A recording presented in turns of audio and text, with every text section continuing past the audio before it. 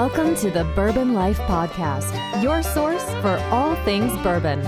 Join your hosts, Mark and Matt, as they drink and review bourbons, share news about upcoming events, interview the who's who in the bourbon world, and, most importantly, bring you along for the fun of living the bourbon life.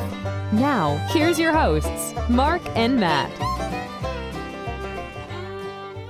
All right, everybody, welcome back for another episode of the award-winning Bourbon Life Podcast. I'm your host, Mark, and with me tonight, live in the Bourbon Life Studios, we're going old school tonight, man. It is just Matt and myself. Matt, how you doing?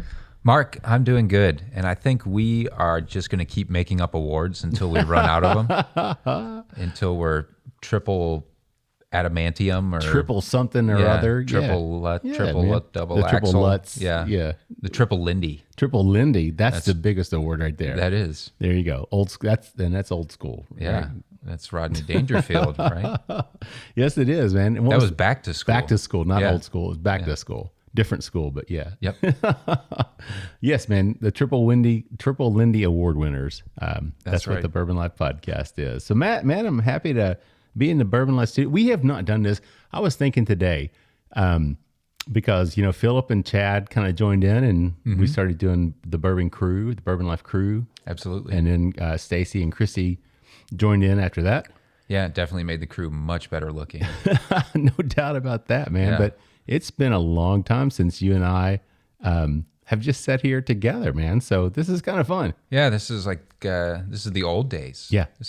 We used to sit on my sofa and my recliner, though. That's right. And we used to look like we were waxing poetic. I know. We'd chill back. All relaxed back with microphone stands. The microphone stands and everything. Now we've got the table. The podcasting table. Yeah. Man, it's all here. That's what happens when you step up to being an award-winning podcast, right, Matt? I guess so. The Triple Lindy award-winning podcast. Awesome. So, Matt, you've had a good week, man. We're going to talk about, I know you don't like to talk about yourself. You don't like to talk about things, but we'd mentioned it on the last show that you're going to be doing Ironman Lake Placid, which you did this past weekend. So congratulations on your successful completion of that. Hey, thanks. I appreciate it. Yeah? Yeah, good time. Always fun to get out there and test oneself and see where your medal lies. Yeah. Well, I mean, in your age group, you only finished 18th in your age group out of a couple hundred. And I'm not sure, what was your overall out of 2,000 plus odd competitors? I don't remember. You don't remember? Yeah. I don't okay. remember. Anyway, you did very well, even though you weren't completely satisfied with your time. But still, man. A lot of lessons learned. Had a lot of good memories out of it. So Good. And you've got another one coming up, Ironman Wisconsin, right? 7 weeks?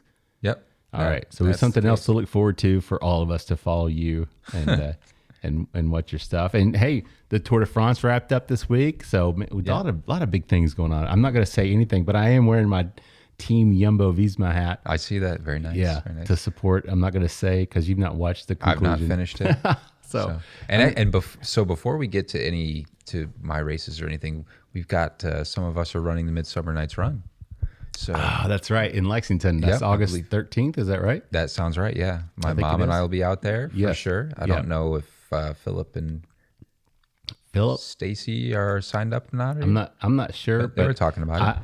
You know what? I think I'm going to sign up, Matt. Obviously, I'm not running because I have not trained, but I may come out there and sign up and just walk it. Yeah, we'd love to have you. Just for good measure. And actually, Tim, we talked about Tim. We had Tim Heisler on the show a couple weeks ago with Beam Suntory, and he and his brother started the Knob Creek Jogging Club, right? Yep. Yeah. Mm-hmm. So I extended an invitation to him. He's going to actually be in Europe, unfortunately. Bummer. So he was bummed. He was like, "Oh, that would have been great." So he can't make it, but he is going to spread the word. Awesome. So there may be some Knob Creek Jogging Club members that show up for that. So great. So we'll see. But yeah, it'll be a good time. If you're here in Lexington or there's a central Kentucky area, I want to make sure, right? August 13th, Matt, I should probably check that just to make sure. It's that Saturday. It is a Saturday. Yes, it is August 8 p.m. 13th. It's like 8 p.m., right? Mm-hmm. So it's downtown Lexington. So that's going to be a lot of fun. And Philip had challenged us to do the bourbon. What was it called? What's it called? Oh, the Great Buffalo Chase. The Buffalo Chase out at Buffalo Trace, which was usually back in 4th of July. 4th of July, that's right. Mm-hmm. We're still in July. Jesus, it's been a long week already, Matt.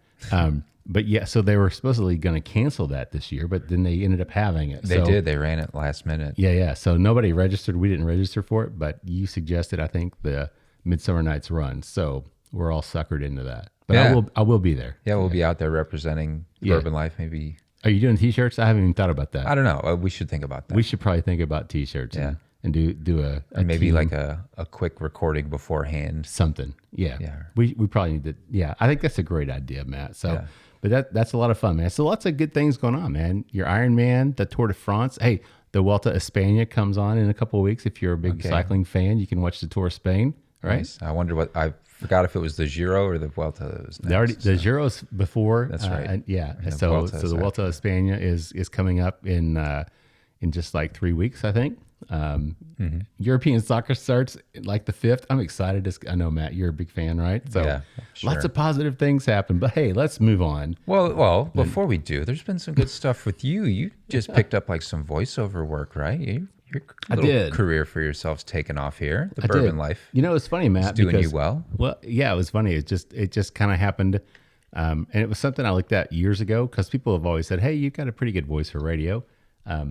And I even looked, I looked at about a mic and tried to figure out how to get into voiceover work. And so had an opportunity come up here locally. So yeah, doing a little voiceover work now, man. So Nice. a lot of fun. Yeah. Hey, if people want to pay me just to talk on the microphone, I'll do it. Nobody pays me to do this. I get bourbon for it, right? Yeah. Speaking of being paid, though, I do need to thank all of our sponsors. I should probably do that, right? We appreciate all of them, everybody that supports us. So I want to thank all of our sponsors, of course. So Matt, we're going to kind of mix it up this show.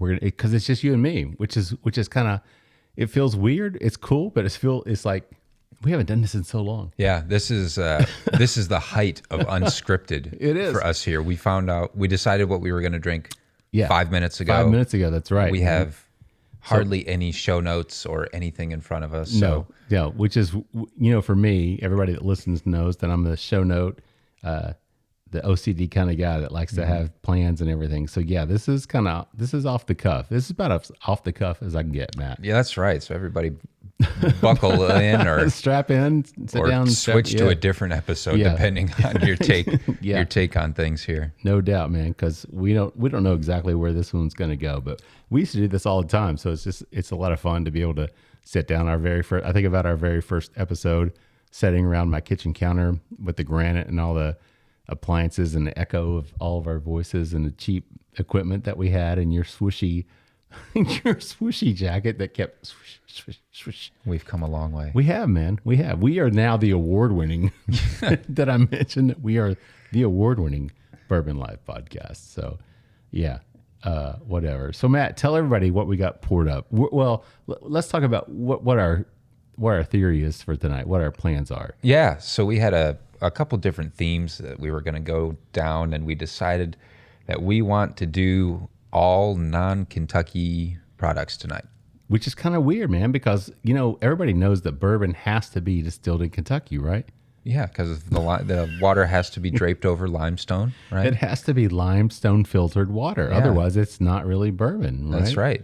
Yeah. Okay, that's a lie for those of you listening. Correct. So we are here to dispel some myths tonight. That's right. That's a good point, Matt. And that's why when you suggested this, I thought, you know what? That's going to be a lot of fun because obviously, hey, if you didn't know this, Matt, I am a native Kentuckian. Have I told you that before? Eastern. Yeah, Eastern Kentucky? Yeah, Eastern Kentucky. Okay. I know. Huh, I wouldn't have guessed. I don't think I've ever mentioned that before, right? No. I'm going to put some pictures up on Instagram with the mullet back in high school, so everybody knows. For that's sure. That's like a school uniform. It was like the sports Eastern Kentucky uniform there. Yeah, it was. The mullet was the jam. So yes, there is a nice graduation senior portrait of me with a beautiful mullet. So yeah, I'll have to share that one of these days. But anyway, and I forgot where I was going with that, Matt. I totally sidetracked on that one, man, completely. Anyway, but yes, I am an Eastern Kentuckian. That's where I was going with that. Sorry, man. But yes, it's a joke that I always tell everybody that yes, bourbon has to be made in Kentucky, but that's not true, obviously. And we've had a lot of great guests from across the country, man. Frey Ranch out in Nevada, we did the barrel pick with them. Mm-hmm. God, I mean, their stuff is amazing. We've had I don't know how many different Texas. Yeah, I can think of at least 3 offhand. Oh yeah, yeah. Ghost Hill. Yeah, Still Austin, Garrison Brothers, Lone Elm. Yeah. So at least those 4 for sure. Yeah, we've had good Tennessee whiskey, Tennessee bourbon, New York. Yeah, the East Coast is really hit off, and I think tonight our theme is kind of one coast or the other. So we're doing little East Coast, little West Coast. Man, it's like an East Coast, West Coast thing. Yo, you know what I'm saying? Sure. Yeah. So figure out which one you're going to support. Yeah. Well, before we keep going down your rap montage here, I'm going to get into what we're drinking. Thanks, Matt. You're welcome. So this bottle was given to me by a good friend of mine for Christmas. This is his local distillery out of Baltimore. This is the Baltimore Spirits Company, and we are drinking the Epoch Straight Rye Whiskey. So let's just look right at the bottle here, give you right off of it. Rye whiskey returns home to Maryland with Baltimore Spirits Company's Epoch Straight Rye. Crafted using old world distillation methods and small batch artistry, Epoch Straight Rye is mashed, fermented, double copper pot distilled, and aged in-house for those seeking authentic craftsmanship. And we are aged for no less than 2 years in 53-gallon charred American oak barrels. And what's the proof, Matt? 50. So, 50%, 100 proof. Okay, so it's 100. Man, that's a dark looking whiskey for right at 2 years. Well, at least 2 years, so, right? So we don't know how long, but yeah, it does have a good amount of color for. Very nice color to that. And Matt, I just happened to jump on their website for the Baltimore Spirits. Okay, what you got? And it says that the mash bill on this is 70% rye and 30% malted rye. Ooh. Yeah, so it's not a 95.5. It's, nice. This is rye on top of rye on top of rye. Yeah, there you go. That's right. That's why it's called a rye. So but there's no malted barley in it. So it's all rye. So what do you get on the nose on it, man? Really pleasant. It's so this is, and I had this before with my friend who got me this bottle. We tried some. And then he got me the bottle. So you drink his bottle first. Duh. Come yeah, on. there you go. Smart move. Yeah. Yeah. So like you do when you come to my house. You drink all these bottles first. No. Yeah. I don't actually own any bourbon in my house. I just come over here and drink all of yours. Whatever, man. I've made it this far without ever purchasing a bottle. Matt's got a great collection of bourbon. I've never seen it, but I just know. I know Matt's got a great collection. All right, back to the nose. Sorry. Nose is kind of all over the place on it. It's real sweet at the start. Then I'm getting more of the rye grain and like the spearmint. I'm getting a really nice, strong mintiness. spearmint, and then and there's something else there, like a lot, almost like a caramely butterscotch, but it's got a lot of good rye nose on it, like that really natural, really grassy, really herbal. Yeah, the herbally kind of. Yeah, and I can't. I was waiting for you to like put a name to that, like one of your, like when we were doing the show, and you're like, I taste sumac, and I'm sitting there thinking, poison sumac. What the hell? How does Matt know what poison sumac tastes like? So, yeah. So I'm waiting for you to, I was waiting for you to come up with some. I had a rough childhood. Some descriptor of what this rye is actually, what the spiciness or the that herbalness, what that is, what that comes across as, but it does. It's very herbal. I mean, that's the only way I can think to describe it. Yeah, to me, it's very spearmint. Yeah, the spearmint for sure comes through. Mm-hmm. Very nice. And it kind of, what's the proof? 100 proof? Man, yeah. It sure noses to me like a little bit like it's hotter. Maybe it's just that rye spice or the rye nose coming through that is kind of making me think. Kind of trick me into thinking that it's a higher proof than 100 proof. You don't get that? No, to me, okay. I think it's right on. If anything, you could be saying something just because I'm getting more flavor. It doesn't smell at all like it's watered down. Yeah. I think it's got a nice, big, robust nose to it. Yeah. Oh, it does. That's what I'm thinking. Because I was like, it struck me. I'm like, wait a second. This is not like 115 or 117 or something proof. I mean, it's 100 proof. Because when I was nosing it, I kept getting these nice big bold, like in your face, but not unpleasant, but yeah, still very nice, man. So yeah, I like that, Matt. I like the nose on it. So we'll hold off on the old Palatino here. palate. So Matt, let's talk about some news, man. What do you want to talk about? I don't know. What do we have? What you got? What you got? You know something? Hey, you know what? As I reach in my pocket, I've got the new Real ID. Look at that. That's just a PSA, man, for people that are in Kentucky.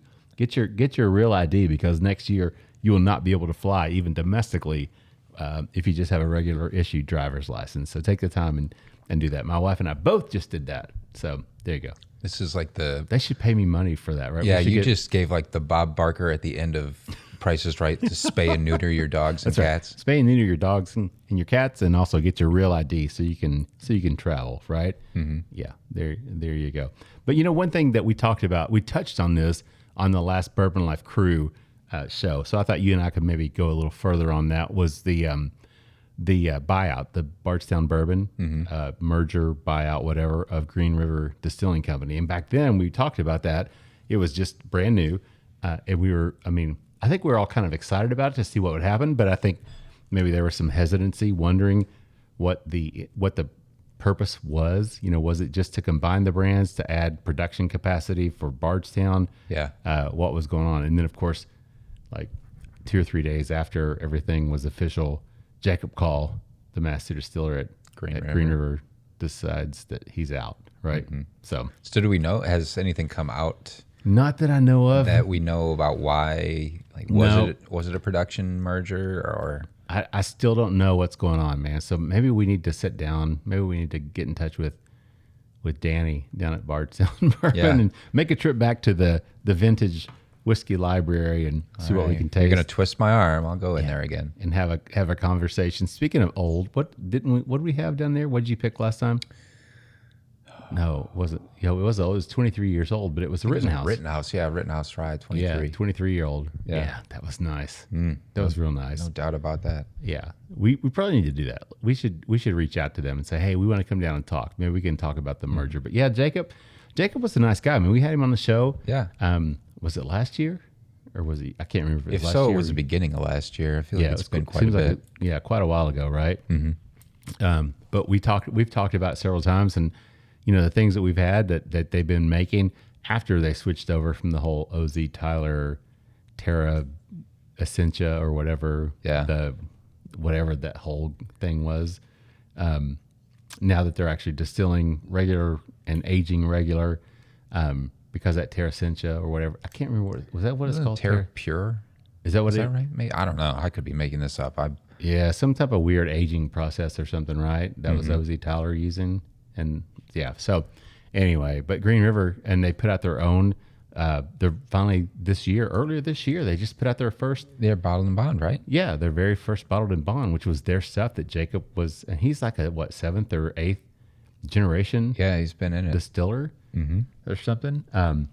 Great story. We had him on the show. Go back and check that out, because he was he in Florida at a bank or something? Wasn't he doing something weird like that, man? I don't know. It seems that like every master distiller we've met was not like coming out of college or growing up being like, I'm going to make some really good whiskey. Yeah. Everyone was like, well, I was going to be a marine biologist, or I was making Tide out of college. Marine biologist. Denny Potter. Engineer. If you're listening out there, Denny Potter, we love it that you went to some Midwestern college to wanted to be a marine biologist. But Jacob was just, I can't remember what he did. I think he worked at a bank and then decided his dad was in the whiskey industry, and he went to work with his dad, and then ended up going to OZ Tyler, and then they've switched it over to Green River Distilling Company, which is great, because they're like DSP 10 or something. They're one of the oldest operating distilleries with the DSP in the state. But yeah, I mean, the stuff they were putting out down there was really, it's been really good.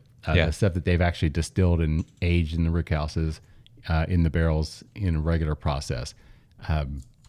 So yeah, just kind of strange, man. But I saw somewhere that there was a new company called the Kentucky Whiskey Company, their Kentucky Whiskey Distillery Company or something, out of Bardstown, that applied for economic incentives with the state a few months ago. But they're based in, not in Bardstown, but based in Owensboro. Okay. And then here, Jacob just leaves a few weeks ago. So I don't know if he's already got something lined up, that he's going to move on and do something different. I'm not really sure. Yeah. But, I mean, I can't imagine a guy with his pedigree and his experience is going to just walk away from the bourbon industry. But I'm disappointed because, I love what he's doing, and I hate that he's not going to be at Green River anymore, especially since they've gone through everything and they've reestablished the brand. And yeah, he seemed like the pivotal backbone that was bringing it back, correct? I think so. Yeah. So to me, it's disappointing to see that happening. Of course, I love Bardstown Bourbon Company. I love everything they do. So I'm disappointed that they weren't able to. Whatever happened. Mm-hmm. I was hoping that they'd all be able to.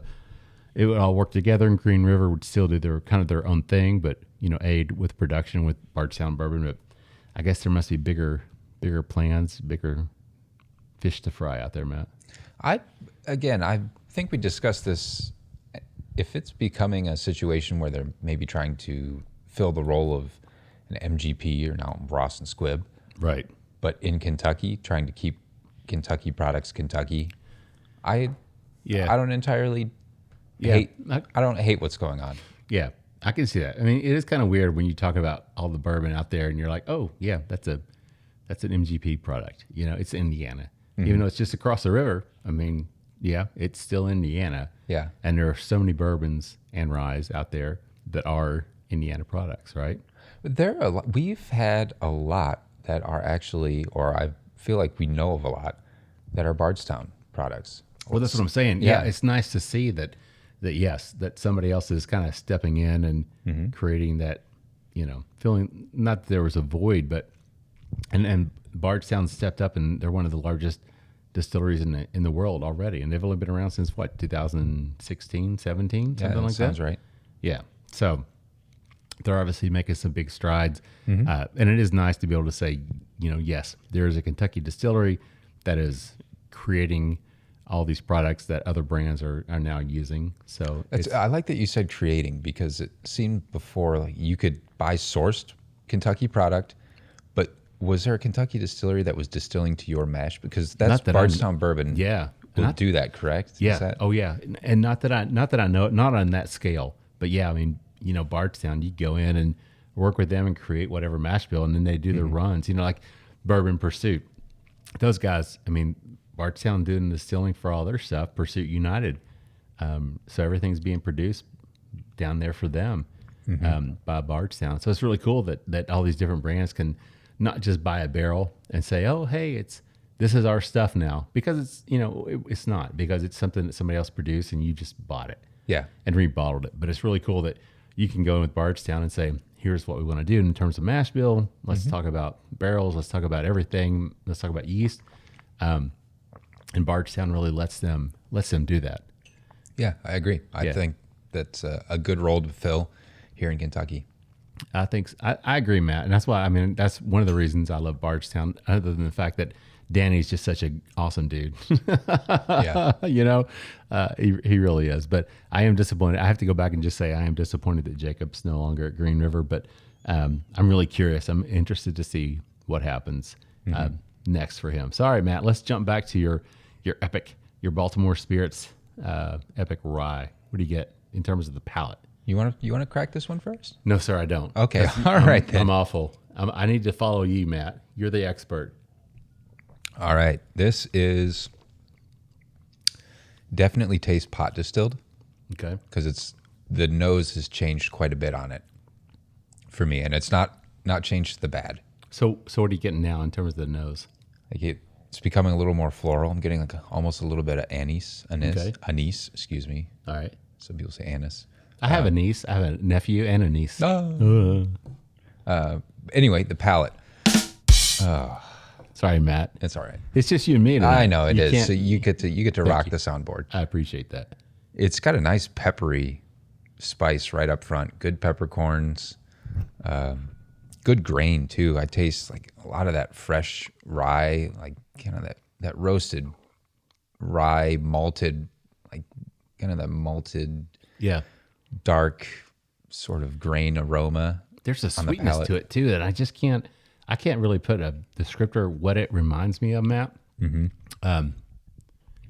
But I almost get on the finish. I almost get like a like a black tea kind of, I don't want to say bitterness, but it's almost like reminiscent of maybe a green tea. Okay. You know, when you drink a green tea and you get that aftertaste, it's almost like a hint of bitter, but not overwhelming, which I enjoy that. Yeah. I like that flavor. I get the sweetness. We talked about the mint and spearmint. Yeah. I get that, and it's a sweet flavors on the palate, but it's just really oily. Like my tongue is fully coated. Yeah. It's funny because as I breathe in, it's almost like I've had a shot of mouthwash or something in terms of the mintiness. Yeah. That mintiness lingers as well. And even after that little bit of that tea leaf kind of bitterness dissipates, that mintiness is still there. So when I breathe in, it's like refreshing almost. It's really cool. Yeah. It has like that mentholic that's aroma, or like eucalyptus. Yep. Some sort of like a really cleansing, really fresh. How much was this bottle? Do you have any idea? I don't know. It was a gift. You're not going to ask your friend. Yeah, Hey, it was a gift. Yeah. It was a gift. So anyway, but I wonder what their distribution is, Matt. We didn't do the research on that one, but that's all right. We're sorry. We're leaving you all. But that's okay. Leaving you all hanging here. It's proof that good whiskeys come from other locations. Of course, I think Baltimore, of course, didn't like the rye movement start Yep. kind of Maryland, Pennsylvania area. Yep, it did. And that's where we get a lot of these more empire type mash bills, where this is 70-30 and all rye, so 70 rye, 30% malted rye. Right. And then you start looking at the empire mash bills of New York ryes, which are like mid 70s in the rye, to contrast that with your Indiana 95.5 or your Kentucky 51%. Barely legal. Yeah. I don't know you're a big fan of those Empire Ryes. And I do. East Coast Ryes. I like. You're an East Coast guy. I'm just going to say it, Matt. You get a lot of character out of them. Yeah. Yeah, I agree with that, man. And this is really nice. So it's fun to be able to just, and I've never heard of Baltimore spirits before either. So it's always nice to just, discover somebody new and a new whiskey. Yeah. At 2 years old, at least. Yeah. We don't know how old it is, but at least 2 years. Yeah. For a minimum 2 years. I mean, this drinks really good. Yeah. There's nothing off-putting, nothing super young about it. Not at all. Well done, Baltimore Spirits. No doubt about it. If you're listening, we'll tag them. Yeah, let's do it. Then they'll go back and listen. Yeah, we'll make them. They'll be like, we love you guys. You're the award-winning Bourbon Life. Oh, God. Matt, I tell you what, man, I think we're at the end of round one. We should probably wrap it up on that one, right? Yeah, thank God. Yeah. All right, so I'm going to give this one 2 thumbs up, Matt. I really like this. This is a really good pour, man. Yeah, it's got a lot of character. I was certainly not spending any time having to think about what tasting and what nosing characteristics I got. I thought it was pretty forward. So it's not like one of those ones where you have to sit around and think about it. I think it brings a lot of flavor right there. Yeah, man, that's just, the more I drink it, it's like, the more I really like that, Matt. Yeah, it's that pot still, you let it sit in there a little bit longer. The glass is just like clinging all over that. Mm-hmm. That's beautiful. I love to see that. It reminds me of something, and I can't think of what it reminds me of. I'm going to think about that and come back, and maybe I can figure it out. But really nice. I like that. All right, Matt, let's take a quick break, and we'll be back with more in just a few minutes. The Stave Restaurant is a bourbon lover's paradise right here in the heart of bourbon country. Located at 5711 McCracken Pike in Millville, Kentucky, between Castle and Key and Woodford Reserve, Chef Kyle Klatka prepares amazing food each day that features an elevated Kentucky-inspired cuisine. With a full-service bar, great bourbon flights, and signature cocktails, the Stave is the perfect place to catch up with friends after a fun-filled day of touring the local distilleries. Be sure to check them out online at thestavekentucky.com or at Instagram and Facebook at The Stave Kentucky. Three Chord's line of whiskeys embody the spirit of creativity. The whiskey is a true collaboration between producer and composer Neil Giraldo and master blender distiller Ari Sussman. The Three Chord team of expert blenders, coopers, and sensory professionals have developed a multi-step process they called Perfectly Tuned Taste. This process begins by carefully selecting the finest bourbon and rye whiskeys from Kentucky, Tennessee, and Indiana, and then blending them together. Find out more about the whiskeys and distribution in your area at www.threechordbourbon.com. All right, everybody, welcome back for round 2 of the award-winning Bourbon Life Podcast. I'm your host, Mark. You're just going to keep beating that horse. I'm going to, Matt. I'm going to. I can't help it. I think it's funny. The Triple Lindy award-winning Bourbon Podcast. With me tonight, live in the Bourbon Life Studios, otherwise known as my basement, is my good friend, Matt. Matt, how you doing, man? Mark, it's so good to get back to the roots here. Yeah, man. This is old school. Man, do you know you and I have been doing this for 2.5 years, Matt. It's crazy. Almost every freaking week. Yeah, almost every week for 2.5 years. Have you put up with me for that long, man? I think it's the other way around. Whatever, you have to. Whatever. You have to deal with my Bridezilla training schedule for whatever, all man. my athletic endeavors and me complaining about having to come over here at 7:00, and when I don't get to bed by 9:30, I become. You are kind of like grandfatherly like that. You know, need to be in bed, but hey, you get up at 4:00 in the morning and go swim 2.5 miles. So I can understand that. The fact is, Matt, because I did the training, but you almost have been there almost 10 years ago now, right? But you understand. But I understand because I have actually, yes, I have been there, so I do get that. Not that I get it anymore because I enjoy to sit around and drink bourbon and sleep in till 7:00 in the morning. Oh, I'm sure I could be more graceful about this whole thing. So, nah, you're doing a great job, Matt. That's why people love us so much, right? Because we're just, we're just who we are. We just have a good time. We're regular. We're just regular guys, almost right? too regular. We are probably too informal. It's just kind of funny, because I think about the way that we met, just hanging out at a happy raffle. It's like, because we're bourbon drinkers. We're fans of bourbon. We weren't that day because we didn't win. Because we didn't win anything. Neither one of us won. Never. And your girlfriend didn't win anything. And my friend that was with me, all 4 of us. Completely skunked out like normal. But that's what happens when you get 1,800 people or whatever to show up for about 100 and some bottles of whiskey, right? Yeah, something like that. Something like that. But yeah, man. So it's a lot of fun, and I enjoy doing this with you every week. For the most part. No, I'm just kidding. Yeah, we all have our weeks. No, it's a good time, man. It's just fun to sit down with you again because, like I said, I was thinking about today. I was like, I can't remember the last time that just you and I sat down and recorded a show without a guest, without Philip or Chad or Stacy or Christy with us, the rest of the crew.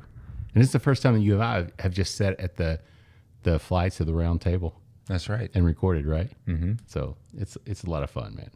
Having a good time. So, Matt, we are kind of touring around the country this episode, right? That's right. Doing some different things, man. I've seen London. I've seen France. Oh, yeah. I just realized, Matt, as I was saying it, I was like, I did not start a recorder, a timer. So I'm just like, oh, gosh. I'm like thinking of when did we start this session? So I'm going to have to keep track of that now mentally. So let's see how that works out for us, Matt, so we don't run like 30 minutes long, okay? Yeah. Anyway, so all right. So this round, I got something poured up for us. And this was something that was sent. Honestly, this was a while back. I can tell it's a little dusty. Yeah. It's got cat litter dust on it. Oh, don't ruin it for me. Oh, yeah. Anyway, that's what happens when you live in the basement here at the Bourbon Life Podcast and you're with the cats, right? But this is DryFly straight wheat whiskey. And we have not had DryFly on the show with us, right? No. I don't think we ever, no. So, but they've sent us some of their stuff and we reviewed, I just can't remember what we had reviewed of theirs before on one of the shows. I'm pretty sure we drank something, didn't we? We did. That was back season 1, though. It's a long time ago, right? Ago. Yeah. All right. So Matt was perusing the basement here, the multiple locations of random stashes of bottles, looking for something, as he mentioned earlier, like 5 minutes before the show, what are we going to drink? So he came across this bottle of DryFly that was uncracked. So this is the DryFly straight wheat whiskey. This is cask strength. So this one is 120 proof. Yeah. So that's up there. This is aged 3 years. And it's funny, Matt, because this one's lighter than your rye that was 2, well, we don't know for sure, but it was a minimum of 2 years, right? Correct. So that it is lighter, but this is, my research shows that this is 100% wheat whiskey. Yeah. So out of Spokane, Washington, right? Out of Spokane, Washington. And this bottle, man, I mean, I've never really looked at it. if you're not familiar with DryFly, I think they're obviously fishermen. I remember that much of their story. And there is like a fly on their logo is a fishing fly. If you're a trout fisherman, you're familiar with that look. So the front of the bottle has a fishing lure on there you can see the fishing line in the background. So it's a fly that they have on there. But there's a fish embossed in the glass in the bottle. That's really cool. And then the front bottom, there's a little base, and there's also the words DryFly embossed in that. So that's a pretty sweet looking. Yeah, nice packaging for sure. Very nice packaging. And I don't know wait, I do know what the retail is. Yeah, we said 50. Yeah, I think the regular 90 proofer was 40. 40, yeah. And I think this one, the cask strength, was listed at $50. So, I mean, you would think $50 just for that bottle. Yeah, in these days and ages, absolutely. Yeah, no doubt, man. So, but that's really cool. So, and again, we've not had them on the show, so we probably need to work on that. But it seems like I remember reading things about them, and they are the guys that started are big fishermen, hence the name DryFly. But out of Spokane, Washington, which makes sense as well. Big fishing area up there. So we've gone from East Coast, Matt, to can we do signs like West Coast? No, I can't do it. Anyway, so we moved West Coast here to Spokane, Washington. So what do you think in terms of the nose on this one? What are you picking up, Matt? I'm throwing it to you. You know I always do that. For 120 proof, there's not a lot of burn. Hardly any alcohol coming off of it. And we did say that it is quite lighter in color than even just the 2-year that we've had. And I'm also going to comment that in the glass in the bottle, there are quite a few floaters in there. So I'm going to assume we're not chill filtered. Yeah. Because it looks kind of like a snow globe, to be honest. And that's funny because you said that. I had not realized that, Matt. But yeah, now that I'm looking at it, there are some particles. There's a lot of particles. I like using the word particles better than floaters. Good call. They're particles. And those particles, it's not like black. It's not like char off the barrel. Yeah, it's not charticles. Matt, I tell you what, man. You're full of great little one-liners, dude. I wish I had that ability to do that. I'm looking to see. There's a little tag on this one that I didn't read. 94.5 points in Jim Murray's Whiskey Bible 2019, for whatever that matters. I know Jim Murray he's a respected whiskey reviewer in the world of bourbon, though I'm not sure how much clout he carries, to be honest, based on some of his past ratings. But anyway, so Jim gave this a 94.5 rating. So what do you think, Matt? I mean, it's funny you said that because I had not nosed it until right when you were answering and saying that the 120 doesn't come through, and it does not. And I'm kind of struggling to pick up a lot off of the nose. Huh. So it does. I just looked at the bottle, and it does say non-chill filtered. So. Okay, that makes sense. Yep. That's why there are particles in there. There's whiskey particles. So to me, this has all the great notes of a wheated bourbon. Okay. Just really accentuating the wheat side. Of course, we're drinking 100% wheat whiskey, but it's got that like honey, that wheat, fresh wheat bread aroma. I'm picking up almost like a little bit of pretzel. Okay. Coming with it. All right. I got my nose like down in the glass now because I was sitting on top of it. And honestly, Matt, I wasn't picking up. Oh, you got to go. You got to really go snout first, eh? Yeah, I'm putting it. So now I'm starting to pick up some of what you're talking about. Yeah, there's like a little marshmallow, little vanilla creaminess coming across. I also almost pick up like a touch of pumpernickel. Yeah. Yes. Yeah. Then some of those wheat notes, like the cherry, is coming through on the back end, but that there's just like this quite like snappy, pungent pumpernickel nose on it. How weird is that, Matt? Because I was just like, what? I was starting to pick something up, and I was like, that's prominent and different. Yeah. So as soon as you said pumpernickel, that registered. But I definitely get that now, man. I think it's quite pleasant. I really enjoyed this nose. I'm not a big fan, Matt. Huh. I'm just going to say that. So I'm going to throw that. I'm not saying it's bad. I'm just saying it's not necessarily what I would call in my wheelhouse. If you know what I'm saying. If you know what I mean. I'm hearing you. All right. It's not in my nosing wheelhouse, but it's 100%. I don't know. Maybe I thought it would be just a lot sweeter. Okay. Do you feel like it's coming off with sort of like a dry-ish nose, like almost a little arid? Yeah, I think it is. To me, it is. And I don't get a lot of sweetness, which I would think when you think wheat whiskey, I think of a sweeter. I don't know, maybe the palate it'll come across. Yeah. But yeah, that pumpernickel, that weird kind of funkiness. Yeah, not my thing, man. Yeah, because what are some characteristics you would say about a wheated bourbon? On the nose, usually I'd look for kind of that sweeter, like a wheat bread almost, that kind of a sweeter versus a rye where you get that spicy, which I love. Yeah. But a wheat whiskey, it seems like I'd anticipate more of a sweetness off of it. Okay. And I can't really say that it's necessarily like a honey or a creme brulee or, a burnt sugar or something like that. But I don't expect pumpernickel off of it. And like you said, maybe arid, maybe kind of dry. But I'm not picking up. Did you say honey?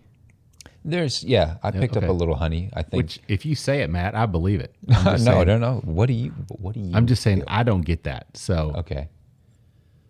But I mean, I guess there is some sweetness to it. I just can't figure out what it is. But it's so behind. All I can focus on now is that pumpernickel. Oh no, I did it. No. When I was sniffing it, I was like, that weird note was jumping out, and I couldn't describe it. So when you said pumpernickel, it was like, yep, that makes, because I was imagining eating a piece of pumpernickel bread. Yeah. And it's like, oh yeah, that's exactly what it tastes or smells like, right? All right, so we'll move on to the palate here in a few minutes. So Matt, what else you want to talk about, man? I think off camera we were talking about some bourbon festivals. That's right. It's getting to be that time of year, isn't it? Yeah, it's close. It's crazy, man, because today it's July 26th, and this will come out on the 29th. So we're at the end of July. Which means we just got to get through August, and it's Bourbon Heritage Month, September. Yes, that's right, September, which is the month of festivals for the big festival in Bardstown, the Kentucky Bourbon Festival. Correct. Which will be a lot of fun. Looking forward to that. We had Randy Prosty and who else do we have? Steve Coombs. That's right. Yep. Was on with us. Man, we need to get him back, and we need to do that country ham tour. Ham. Yeah. Yes. No doubt. The country ham tour of Kentucky. Steve, if you're listening, man, please and thank you. Yeah, we need to figure that out. Some bourbon pairings and some country ham with Steve Coombs. I think that's a great idea. But we definitely need to get Randy back on the show with Steve and talk. Well, actually, Dave Mandel's working with them now. That's right. With Kentucky Out, because we had Dave on the show. Talk about a powerhouse show that would be. Yeah, that would be a lot of fun. We could do it right here in the Bourbon Life Studios. Sign me up. The Flights to the Round Table, man. Who would not want to come here to Lexington to my basement and record that show and eat country ham and talk about bourbon? That sounds like a good Last Supper to me. There you go. To be honest, but I'm looking forward to that, Matt. I need to reach out to those guys, and we need to set something up for sure. But it's a great festival. I unfortunately was not able to go last year because I was stricken with the COVID. Well, I went and you did. Had plenty of fun for all of us. I appreciate that, and you brought me that beautiful little wee Glencairn. Just the wee one, dude. I still drink out of that all the time. I mean, I love to fill my glass up, a regular Glencairn. I love to pour it full, but I absolutely love that little wee Glencairn that you brought back for me. So this year, I definitely intend to be there. And a good friend that I follow on Instagram, Southern Belle Bourbon, she is going to be there as well. So she reached out actually this week, over the weekend, and she was like, "Hey, are you going to the Bourbon Festival?" I'm like, "I don't know. I think so. I'm not sure. Got to figure that out." So I'm hoping to get to finally meet her. It's fun when you're on Instagram and social media and you get to know these people, but it's through social media. But then you finally get the opportunity to meet them in person. Yeah. Like Mike Hines. I mean, I knew Mike from Instagram and then finally got to meet him in person. So he's a great guy. Batman. He's Batman. I'm pretty sure Nobody's ever seen Mike Hines and Batman in the same. Yeah. So I think you may be right. I think that may be the case. And he put out a brand new release. They're doing a new thing today. I saw on Instagram and Facebook. He posted. They're going to call it the Nash-Tucky.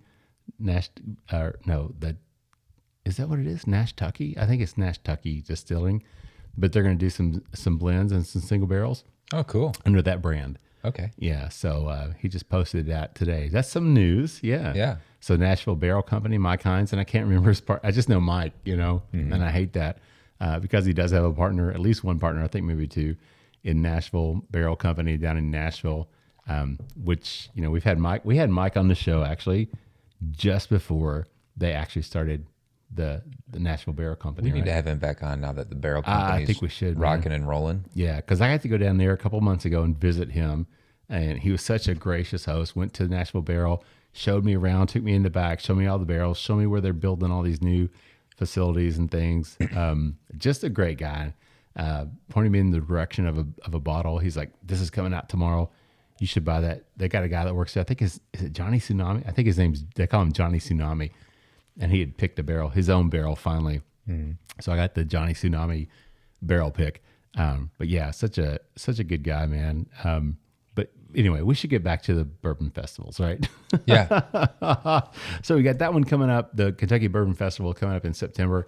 And then there's Bourbon on the Banks. I think that's October, I think, though. I don't think that's in, I'll have to go back and double check that one. But we had a great time with Renee.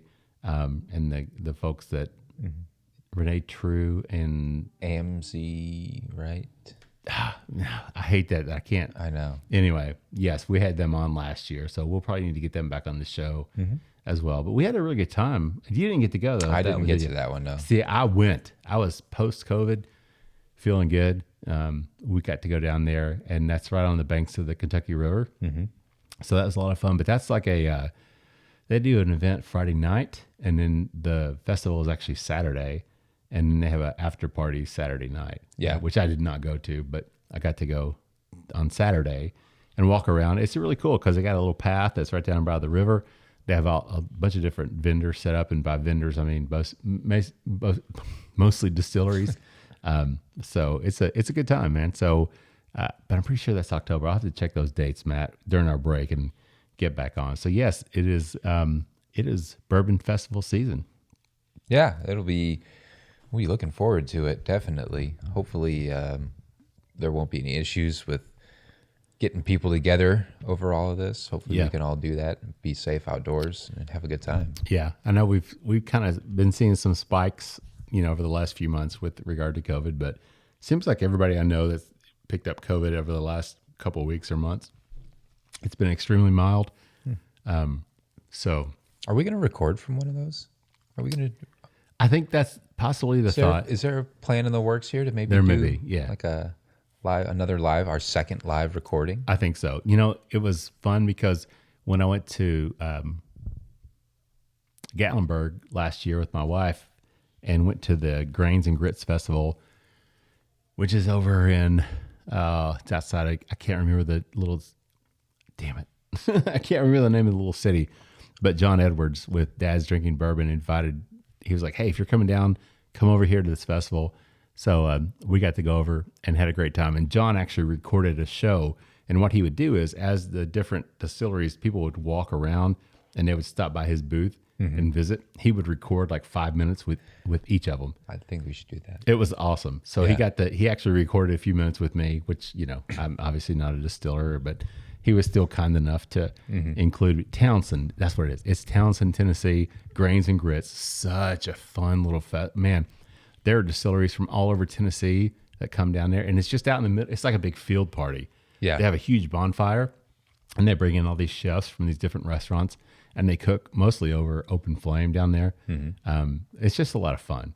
So, but yeah, John was recording, and Mike was down. I saw Mike Hines down there, and it was just a lot of fun, man. So I think maybe we should figure that out, Matt. We can do it, man. Everything we have is portable.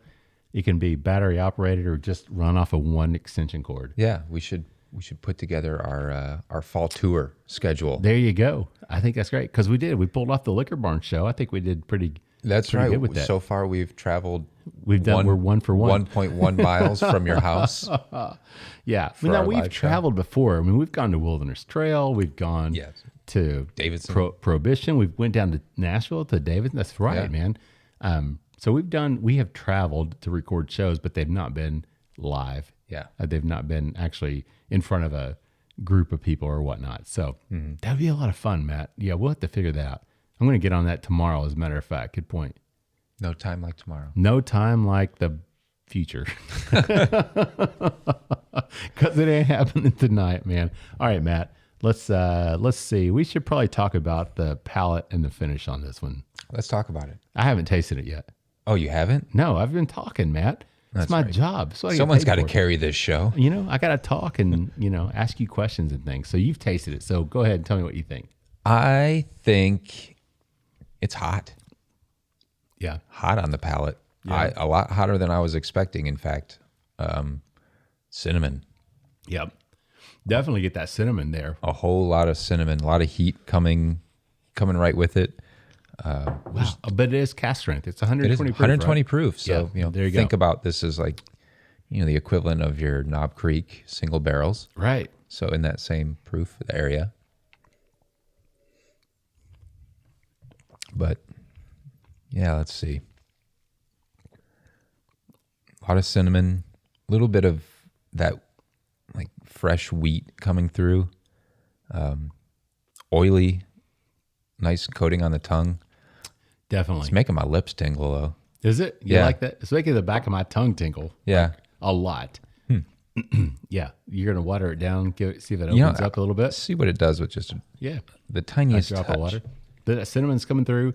And again, but I'm getting sweetness, which finally. It is. It's a sweet, it's the red hot candy that you love so much. Exactly right. Those like nondescript cinnamon red wrappered candies. Yep. The Brock's. Yep. I was going to say, that's what I'm really getting is that sweetness with that cinnamon spiciness. And that lingers. That sweetness really lingers, but that spiciness really, like you said, it make your lips tingle. It's making my tongue tingle for quite a while. But beyond that, there's not much else really like flavors that I'm picking out other than like there's cinnamon, they're sweet. I mean, you got some of the wheat? You said maybe Yeah, like I think some of the wheat comes across. Trying to describe it better than just wheat, but maybe like some sort of a honey wheat cracker, but kind of it's a little drying, a little bit prickly on the back of the palate. Prickly. Yeah, there you go. Maybe. Yeah. I could say. I'm going to say that I like the palate and the finish better than I like the nose. Okay. I think there's more flavor coming through. I just wasn't able to really pick out a lot more after you said pumpernickel, but it wasn't your fault. I mean, because that to me was so predominant. And it's still, I'm nosing it again, and that still really comes through. So the palate and finish are, to me, much more enjoyable than the nose on this one. It's got a really great oily mouth coating. Like that, the top and the bottom of my mouth are. Yeah, man. My tongue is completely and in the oiled glass, over. I mean, the glass, it's like it swirled. I swirled it around. It got up to the very top of the glass, and it's still clinging up there, and just like almost like honey dripping down off the side of the glass. Those particles. It's the particles that are clinging. I don't see any particles in my glass, but you're right, Matt. There are particles like a little bourbon snow globe or whiskey. It's not bourbon. It's a wheat whiskey snow globe for sure. Maybe it's little sea monkeys or something that they're raising in the whiskey. Okay. Maybe not. Maybe on that note, we should probably wrap up this second round, Matt. What do you think? That is no time like the present. There you go. What do you think? Final thoughts, though, on this DryFly straight wheat whiskey cask strength? It's good. I think it's leaving me a little bit dry on the palate. Little bit of burn coming down the old esophagus there. Yeah. But it's good. I think for $50, 100% wheated whiskey, cask strength. Yeah. There's a lot of value to it. I agree. You know what, Matt? I actually, sorry to interrupt, but go ahead, Matt. I think I preferred the nose. Do you really? To the taste. Yeah. Okay. That little little bit of pumpernickel, that odd flavor to it. I really enjoyed that. I was just going to say the complete opposite. And I respect Matt. you for that. Yeah, I'm not a fan of the nose, but man, this palate and finish on this one, I could definitely drink this. So I'll hold my nose when I drink it. Yeah, just drink it through a straw. And you drink it through a straw. There you go, man. At 120 proof, though, I'm thinking it might melt the straw, Matt. I don't know. Good point. Yeah, but that's, yeah, I really like that. At $50, 120 proof, 3-year-old whiskey from the West Coast. Spokane, Washington. There you go, man. East Coast versus West Coast. I'm not going to make a decision on that just yet between those two. So we'll leave it at that. So let's take a quick break. Get a word from our sponsors. And we'll be back with more with just Matt and Mark in just a minute.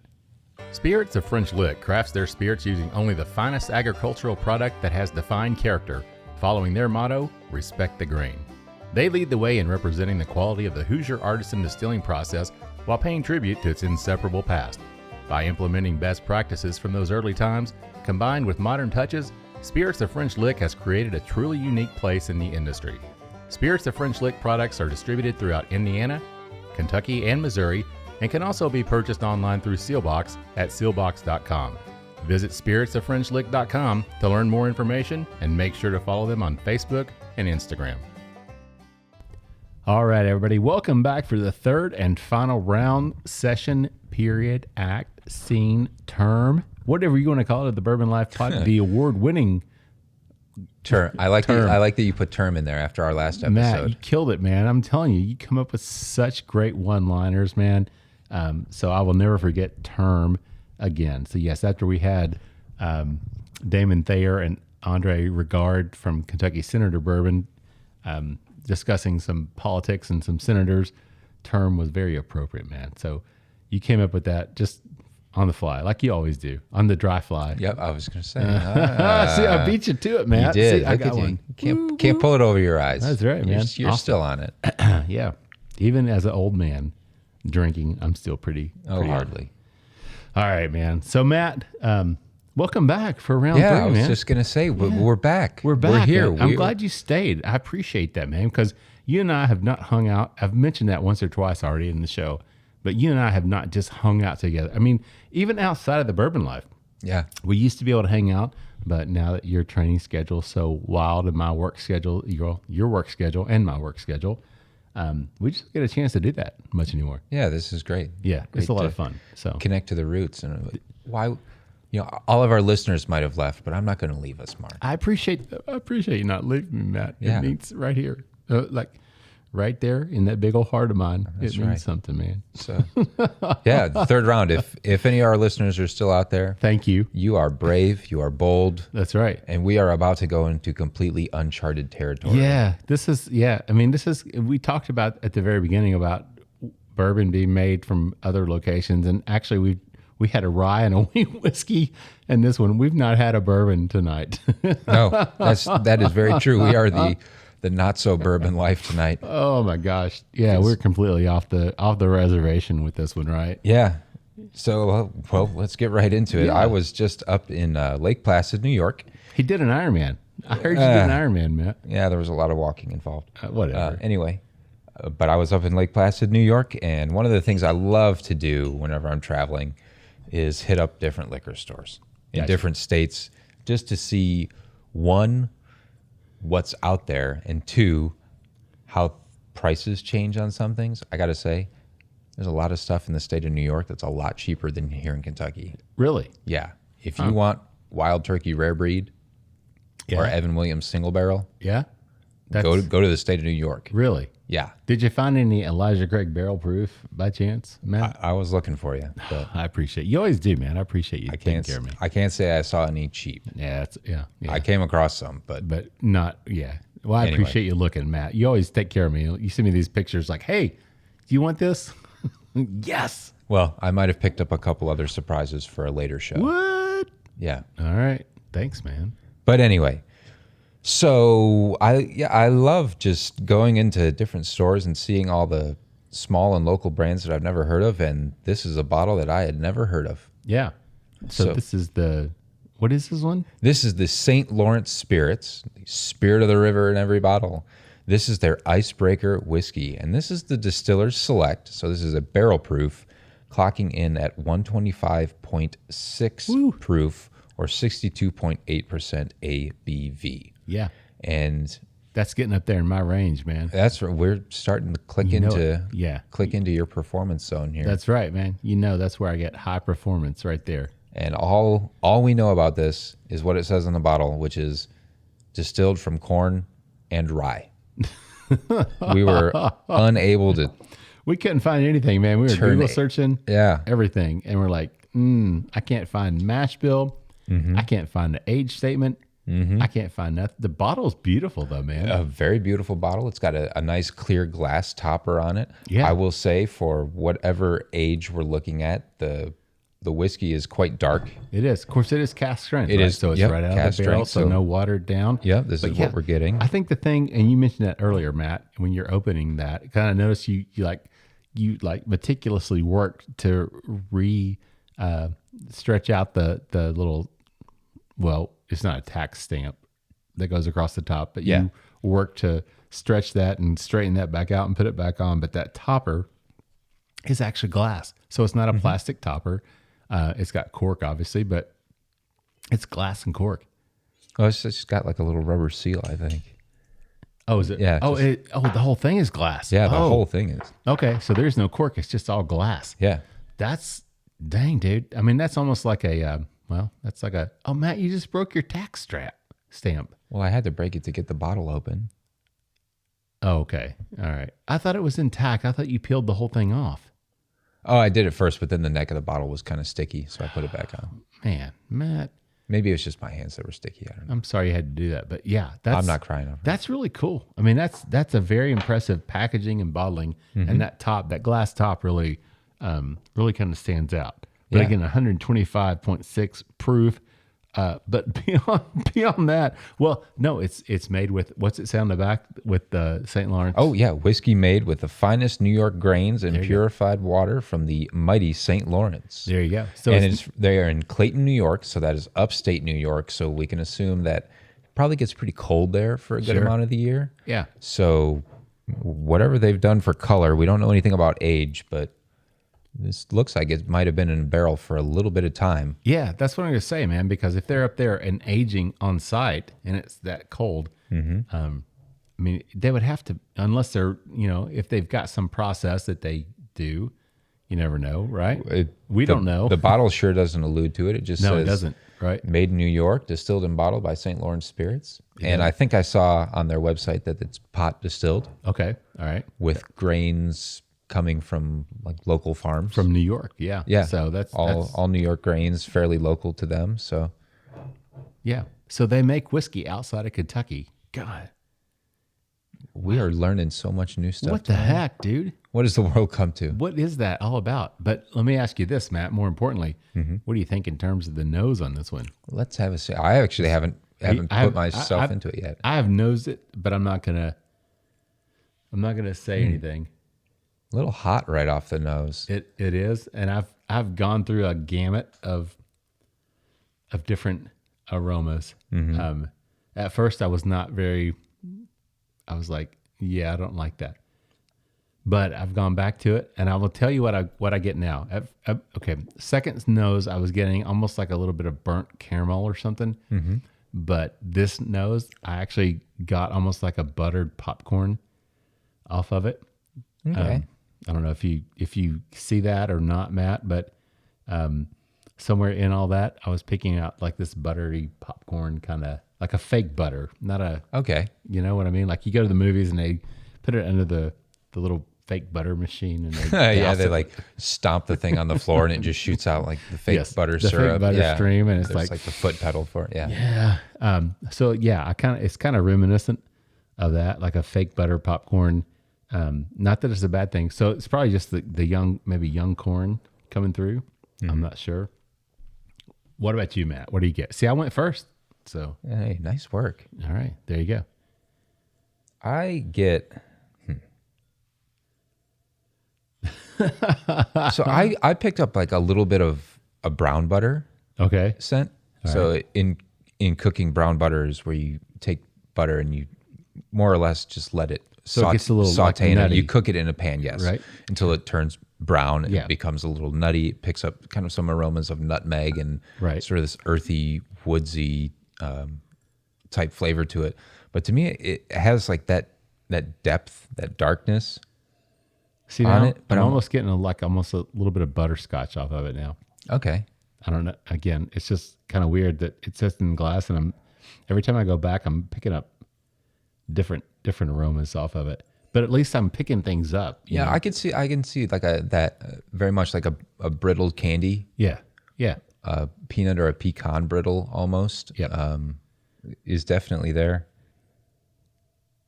It sounds weird, but it has like an aroma of a peanut butter and honey sandwich.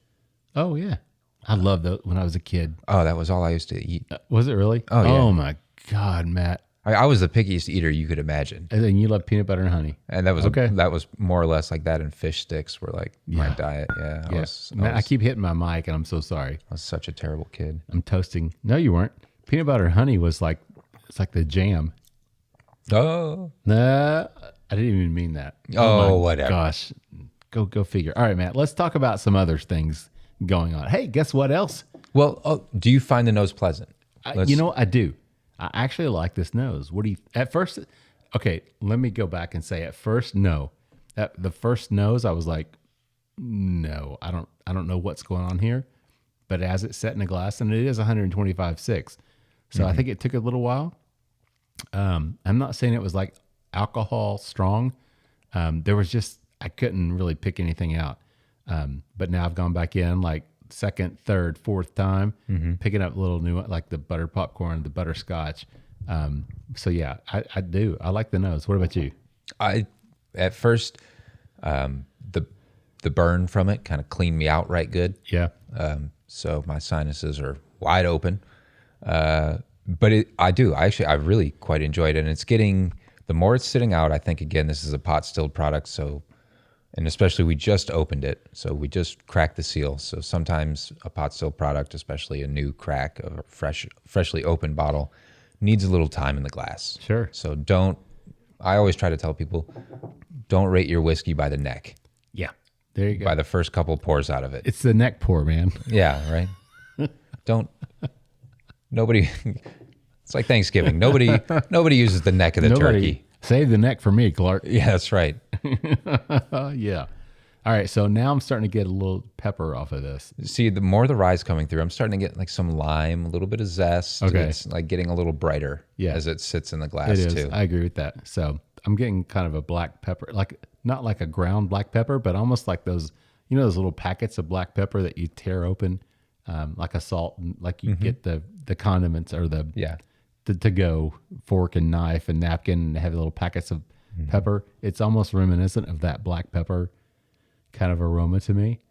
So not like a fresh ground pepper, but a packaged black pepper. I know it sounds weird to say it, but that's funny. That's coming out to me now. Anyway, I interrupted you. Anyway, what were you saying? I don't remember what I was saying, Matt. Oh, I don't know. really You felt like you had some news Oh, or something. yeah. I was going to say something. Hey, I was going to say. What are you going to say? I was going to say, speaking of the fact that it's almost bourbon festival season, it's almost bourbon hunting season as well, Matt. That's right.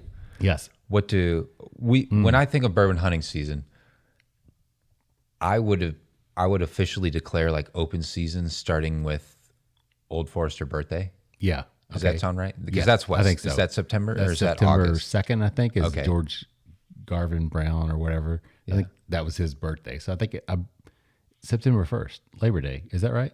Is it Labor Day? Well, Labor Day is not always a date.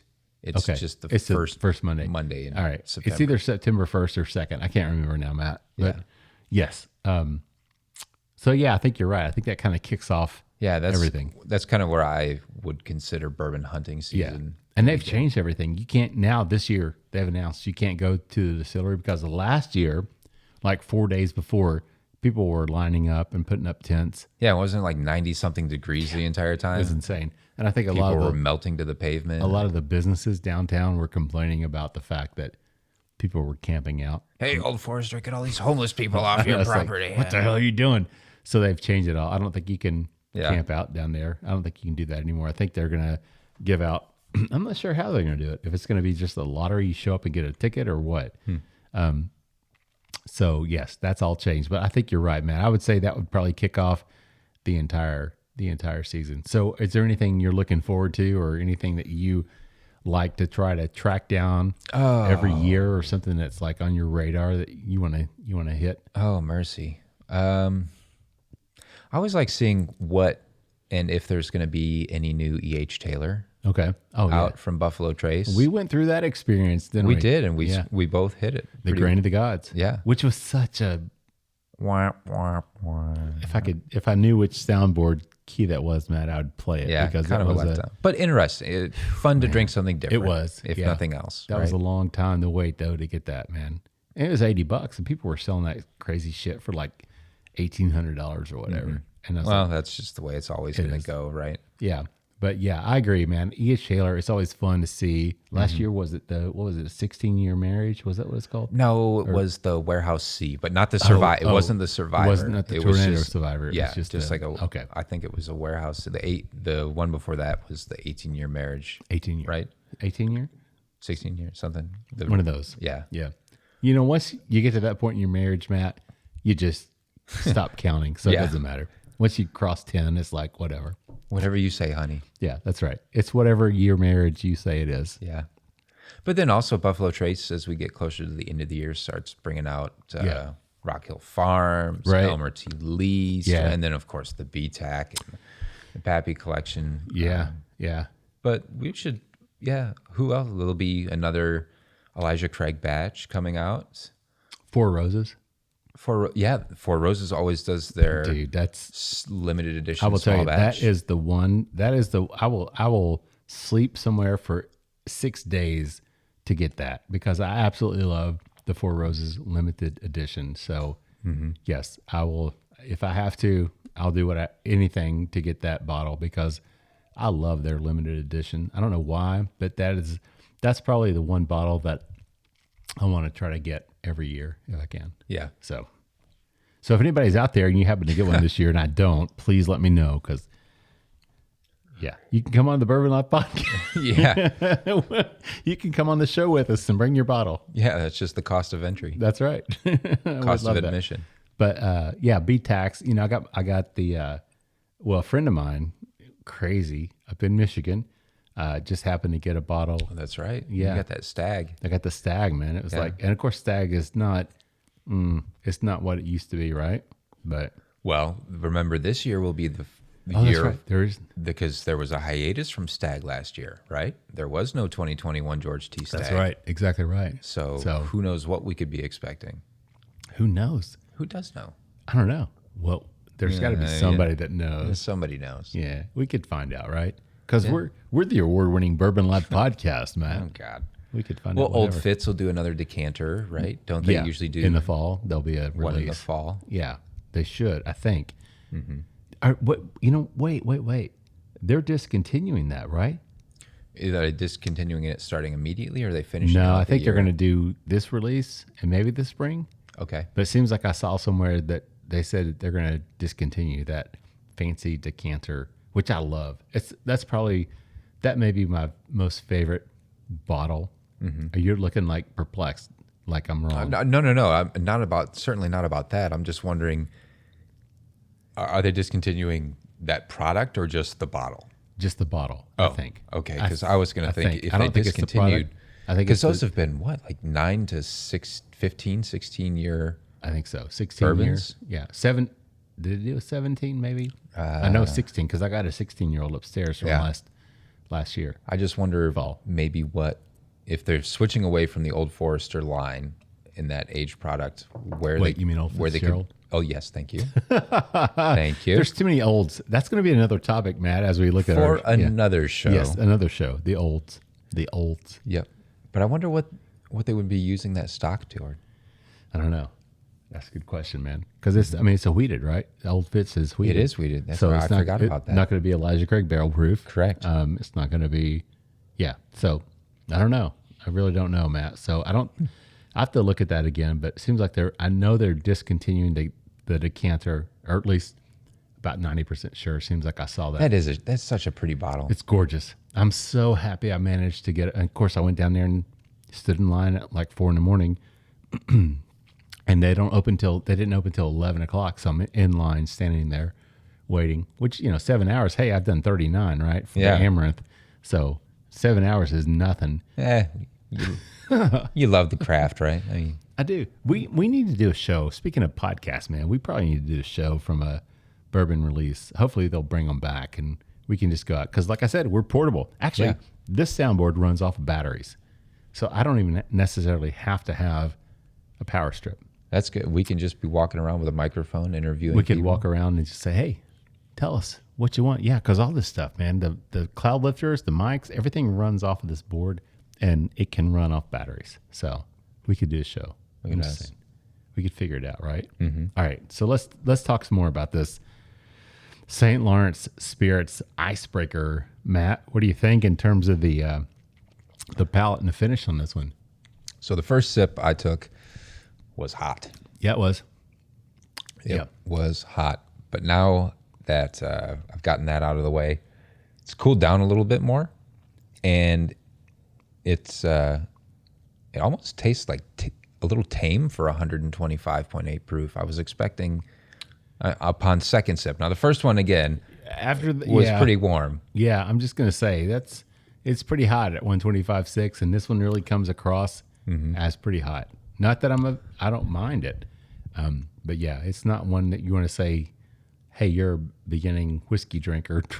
Try this. No doubt about that. Let's see. There's a lot of Werther's Original.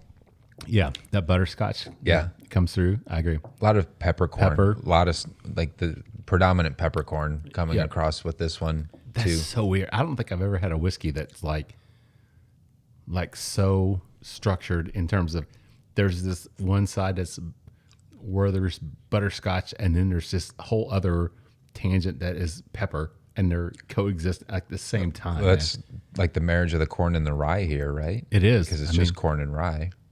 I've never had a whiskey that does that. Mm-hmm. I'm not sure how I like that. Huh? It's really oily.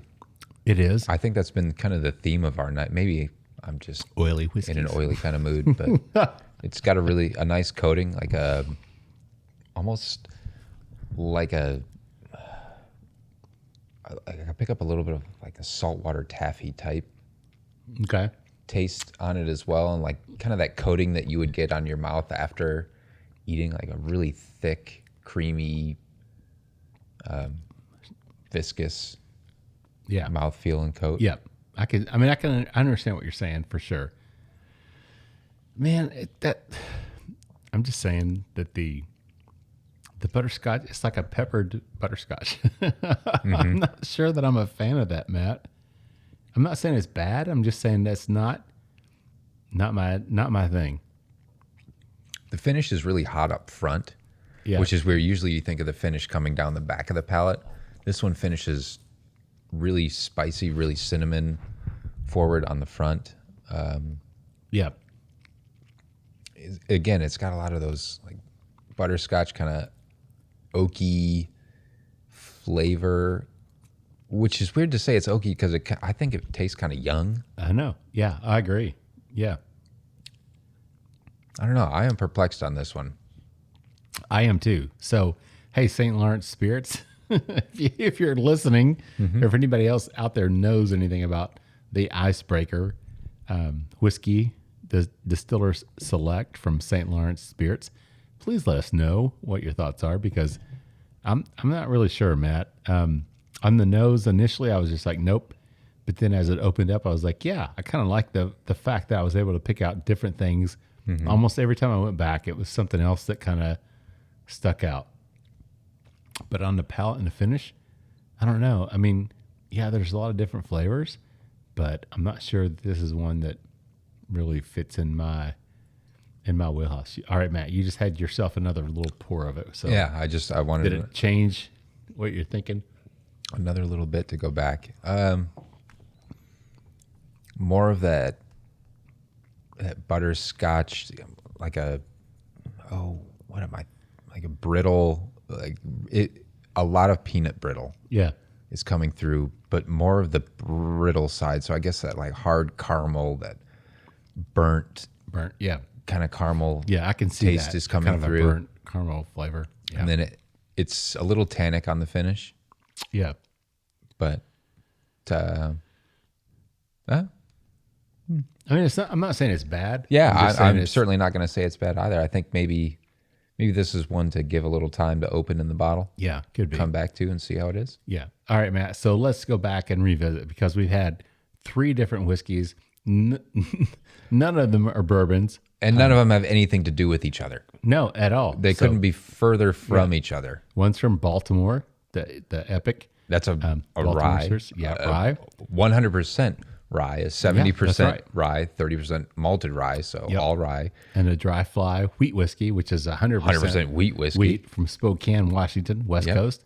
And then the St. Lawrence Spirits, which is some combination. Some combination we don't know. Some combination of corn and rye. Corn and rye aged for some amount of time. Yeah. Somewhere. So what would if you had to pick a favorite, what would you go with? The Epoch. Yep. I was going to say no doubt about it for me, man. I think the rye hit it out of the park tonight. Yeah, and that's funny that we started with that one, and it's the lowest proof because I'm a high proof guy. Mm-hmm. Have I mentioned that before? Did you know that I like high proof whiskey? Really? Yeah, I know.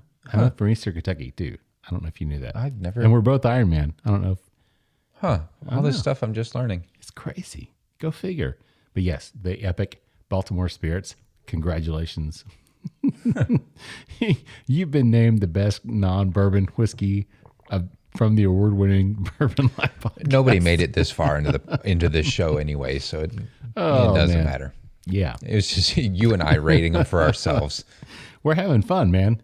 We're having Absolutely. a good time. But yeah, I do like that. The Epoch was the winner for me for the night, hands down, no doubt about it. Everything about it, nose, palate, finish. Everything was there. The DryFly, it was like, not really my thing, but good. St. Lawrence Spirits, same way. The nose was, it took a while, but it did open up and I enjoyed it. But the palate and finish were just, I don't know. It just wasn't my thing. I could see Chad liking it. Yeah, he probably would. You're right. It's got kind of some funk, a little bit of earthy, tannic, definitely tannic. He enjoys that. I bet you're right. Because you brought that Seagram's, that old 69. Yeah. And he loved it. He loved it. Yeah. Chad, My Daily Bourbon. Check him out. There you go. That's right. My Daily Bourbon. So we should give everybody a shout out, right? I mean, I'm shout looking out around the table like nobody's here. But shout out to the crew. Yeah. Kentucky, Bourbon Hunting, Kentucky, Philip. Yep. Yeah. Southbound Lane is Christy. Mm-hmm. Freckled and Charred is Stacy. And then, like Matt said, My Daily Bourbon is Chad. And those are all Instagram handles. Yeah. So check those guys. They're part of the Bourbon Life crew. They're not with us tonight. It's just me and Matt. They are the factually correct and the attractive part of the Bourbon Life crew. So tonight you are stuck with the B team. Sorry, everybody. We're the original, man. We're the OG. Come on. All right, Matt. So we should probably wrap this one up, man. Final thoughts though before we do that. This has been a fun show.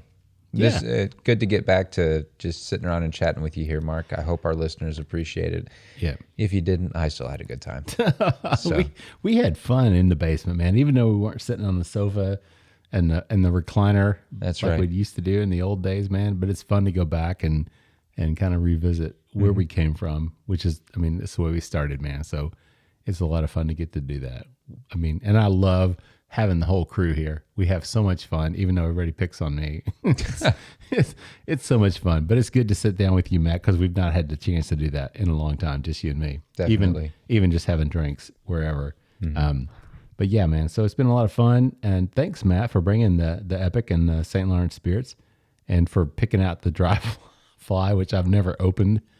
How funny that it's been there and didn't even realize it, right? Sometimes you just need some fresh perspective. That's right. No doubt. So, all right, man. So I guess I need to thank all of our sponsors before we wrap it up here. So we appreciate everything that they do for us. And I also want to thank all of our listeners. Thank you guys for everything you do as well. If you have any questions, please feel free to reach out to us. You can find us, of course, on Instagram at The Bourbon Life. Send us a direct message there if you want to. You can also follow us on Facebook. You can join our private Facebook group, the Bourbon Lifers. We'd love to have you as part of that. You can email us at thebourbonlife@gmail.com if you have suggestions or if you want to tell us what you think. We would love to hear from you. And if you have a chance, please give us a rating on your favorite podcasting platform. We would definitely appreciate that as well. And with that said, I'm going to wrap it up, send us home with our tagline, which is, may your glasses always be full, and may you keep on living the bourbon life. Thank you for joining us for this week's episode of the Bourbon Life Podcast. Our mission at the Bourbon Life is simple: to share our passion for all things bourbon with you every week. And we'd really love to hear your thoughts on how we're doing. You can find us on Instagram and Facebook at The Bourbon Life. You can also contact us by email at thebourbonlife@gmail.com. And you can always find us on your favorite podcast platform. If you have a moment, we'd love it if you would rate us and give us a review. So until next week, we hope your glass is always full and that you keep on living the bourbon life.